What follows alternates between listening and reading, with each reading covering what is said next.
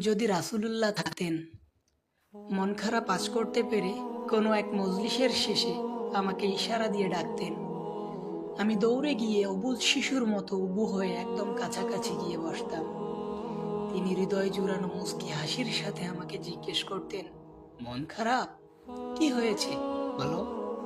আমি আদিক্ষেতায় বলতাম, আলহামদুলিল্লাহ, কিছু হয়নি ইয়া রাসূলুল্লাহ। রাসূলুল্লাহ মানতেন না।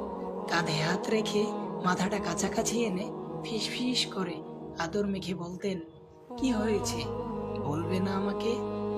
তুমি কি বিয়ে করবে? আমি লজ্জায় গুটিসুটি মেরে মাথাটা আরো লুকিয়ে ফেলতাম। ক্ষণ কয়েক পর মাথাটা অল্প তুলে অনুযোগের সুরে বলতাম, জুলাইবি রাদিয়াল্লাহু আনহুর মতো বলতাম, আমি এক দরিদ্র যুবক, আমাকে কে বিয়ে করবে ইয়া রাসূলুল্লাহ?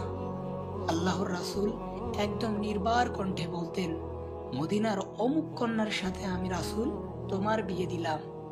আমি আনন্দে কেঁদে ফেলতাম। আহ, যদি রাসূলুল্লাহ থাকতেন